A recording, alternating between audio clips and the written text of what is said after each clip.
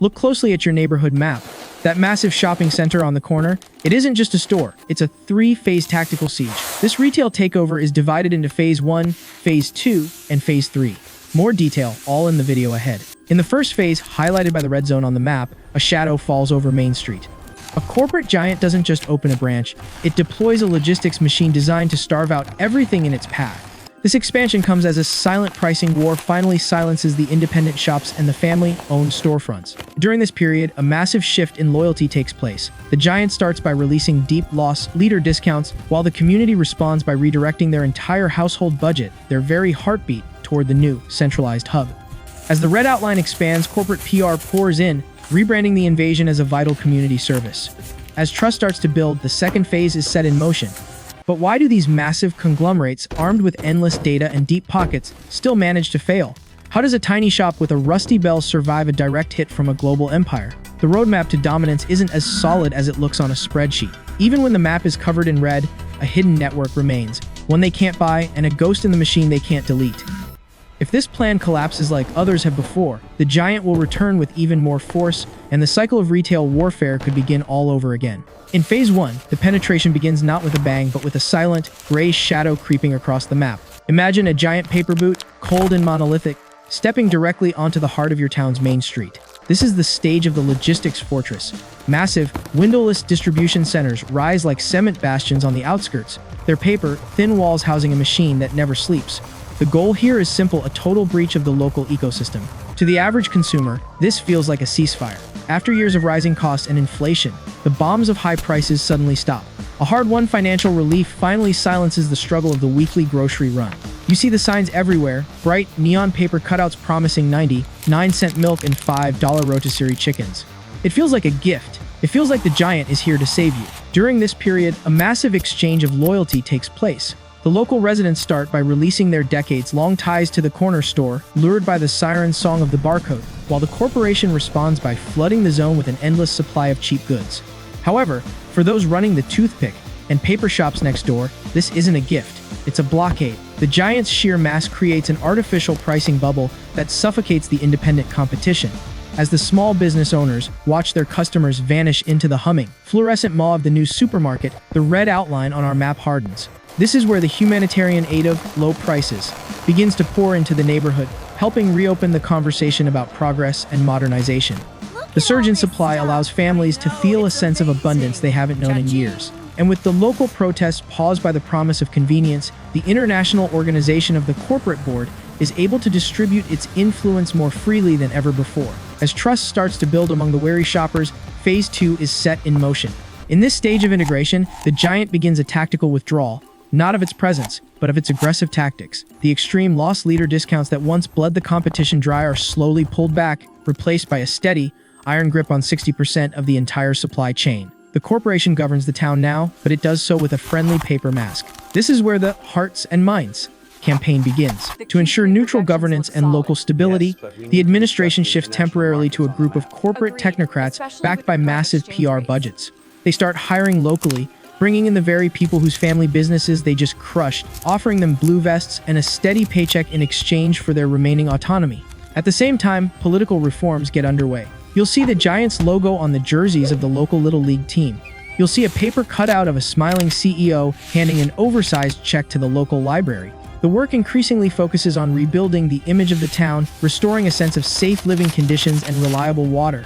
Metaphorically speaking, through community grants and charity drives, it feels like a new era of peace. The violence of the pricing war is over, and in its place is a professional, sterilized harmony. But look at the map again. Israeli forces, or in this case, the corporate auditors, now govern just enough of the landscape to ensure that no independent rival can ever take root again. As we move into Phase 3, the dominance becomes absolute. Take a look at the smallest zone on your screen, marked by that thin, white line. This is the last stand of the independents. In this final phase, the corporate giant allows a tiny fraction of the market, roughly 15%, to remain in the hands of the locals. These are the niche boutiques and the high-end artisan shops that pose no threat to the empire. The deceased businesses and bankrupt storefronts are repatriated, turned into trendy lofts or empty shells that serve as monuments to the old world. Here, the blockades on goods are lifted, allowing unrestricted access to the giant's global inventory. The town moves towards a stable, civilian-style rule, seemingly free of conflict and occupation. The roadmap looks simple on paper, a perfect grid of efficiency and consumer bliss. But here is the catch. Even after all these changes, the corporation maintains total control over the key corridors of commerce. Every loaf of bread, every gallon of gas, and every digital transaction must pass through the white line on the map.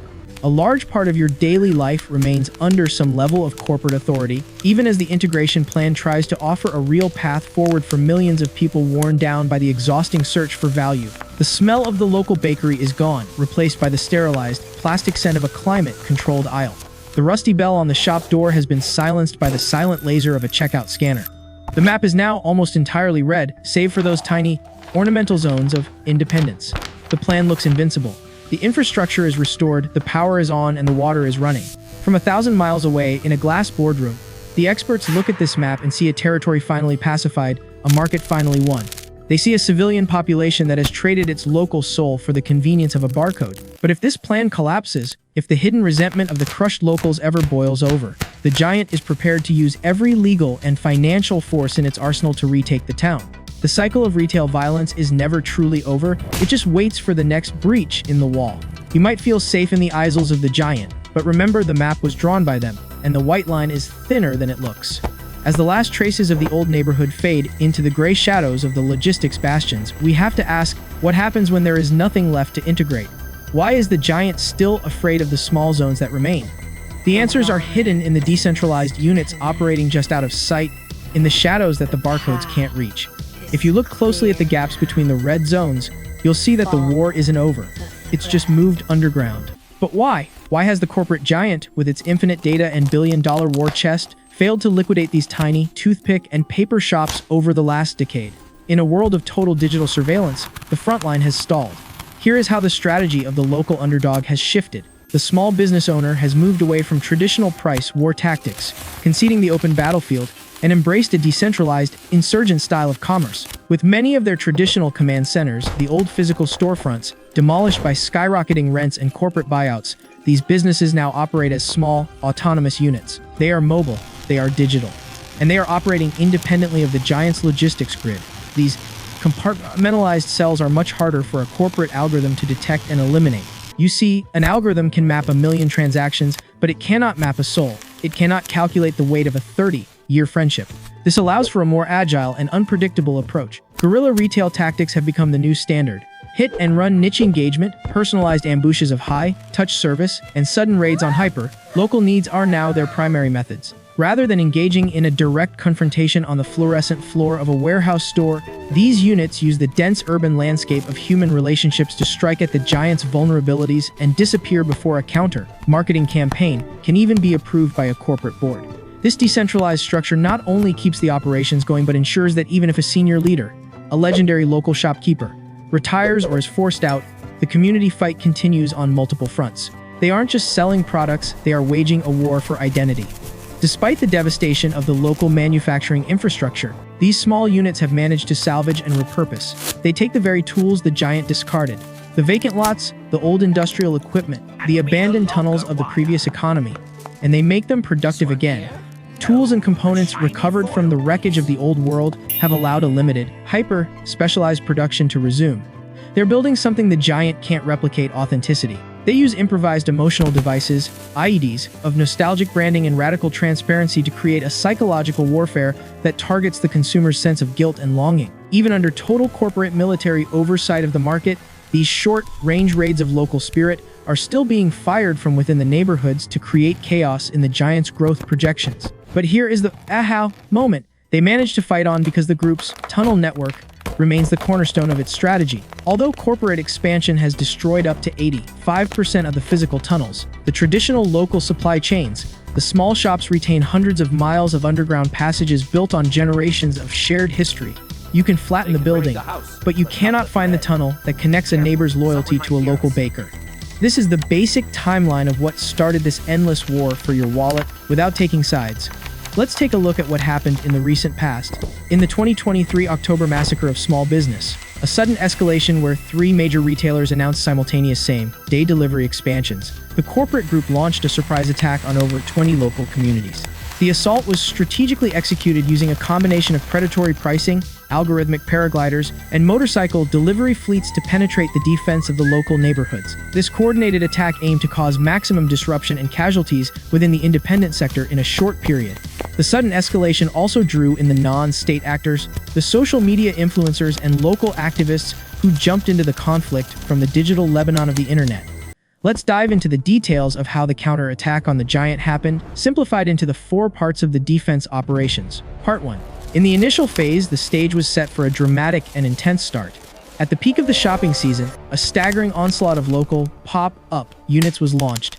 They featured a wide array of specialized goods, including the distinctive homemade artisan products and the potent, locally made heritage items. The giant's Iron Dome of digital advertising sprang into action to counter these artisanal rockets, attempting to intercept 60% of the local interest through targeted ads. Simultaneously, the digital skies near the consumer's border crackled with unconventional marketing machines, powered by word of mouth and paragliders of viral community posts that infiltrated the giant's data defense. These flying machines served as an unexpected element of surprise, challenging the massive air defense of the corporate PR system. Once these local messages landed in the hearts of the consumers, they secured the surrounding terrain, enabling an elite unit of loyalists to breach the fortified cement and glass wall constructed by the corporate empire.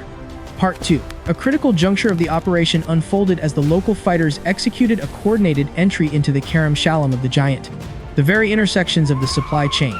This crossing held immense significance as it served as a pivotal checkpoint between the corporate world and the neighborhood, symbolizing a breach into the heart of the giant's territory. Simultaneously, another group of determined localists launched an assault on the giant's digital border stations, the apps and the websites. With calculated precision, they employed explosives of cancel culture and social pressure to shatter the formidable barriers that had stood in their way. Following this daring act, they swiftly sped across the market border on motorbikes of local delivery. Further enhancing their advance, bulldozers of community solidarity were deployed to widen the gaps created by the breaches, facilitating the influx of even more local supporters. These reinforcements made their entry into the giant's territory aboard the 4-wheel drives of collaborative pop-ups, steadily expanding their presence within the enemy's borders. Part 3. An elite commando unit of local creators attacked the giant's southern Gaza headquarters, their main marketing hub, and jammed its communications. They used the power of human storytelling to drown out the corporate noise, thus preventing the corporate personnel from calling their commanders or each other for a unified response. Part 4. The final part involved moving the hostages, the loyal customers, back to the local economy. This was achieved early in the attack, meant for a total prisoner exchange of corporate convenience for local meaning. The giant then responded with airstrikes of massive discounts, taking the lives of many small initiatives, both new startups and long-standing fighters. To help you understand the basic corporate strategy, let's divide the neighborhood into 5 parts. We start with the north, the affluent suburbs, then move on to the city center, followed by the industrial zones, the residential outskirts, and finally the crossing towards the digital marketplace. And a quick recap: since the local attack on the giant's dominance began, the corporate IDF has invaded the neighborhood from almost all sides, by land, sea, and air. Firstly, invading the city center from the north, and progressing to the central residential areas, while instructing the residents to move to the humanitarian zones of the suburbs. There are various crossings that the giant controls, namely the digital payment gateways and the major highways. This is probably one of the last major crossings the giant wants to clear and control, since the spirit of independence was fired from the residential outskirts at its auditors near the main supply crossing. But now, here is the catch. Remember the corporate instruction to move to the convenience of the suburbs. The residents are instructed to move back to the humanitarian zones of the revitalized downtowns. The lines are shifting. The tunnels are still there. We make original videos from scratch. This is a basic timeline of what started this endless war for the American suburbs. Let's take a look at the recent past. In the early 2000s, it was a tactical massacre. The gray giants moved in, the sky turned into a barcode, and the independent sector was nearly liquidated. But since 2018, the tide has shifted. We've seen the rise of the local first insurgency, a desperate reclamation of the neighborhood soul. Take a look at the numbers. While the giant seemed invincible, its sheer mass became its greatest liability. Thousands of big box bastions have been shuttered across the country, leaving behind hollowed-out paper shells in the middle of ghost malls. Meanwhile, small, decentralized units are reclaiming the gaps in the market at an accelerating rate. The giants are retreating from the very soil they spent billions to integrate. But here is the catch. Remember the instruction to move toward the convenience of the giant. We still want the 99-cent milk. We still crave the algorithmic efficiency and the cold, gray speed of the corporate South. Yet, at the same time, we are desperate for the warmth, the privacy, and the rusty bell of the local North. We are the ones drawing these shifting front lines on the map. We want the giant's price, but we want the insurgent spirit. This paradox maintains a cycle of conflict that can never be truly resolved. A large part of our cities remains under this level of shifting authority, caught between a logistics fortress and a toothpick and paper rebellion. As the economic borders are redrawn and the white lines are erased and moved once again, the future of the American town remains in limbo. The roadmap isn't simple, and the peace plan is a hallucination.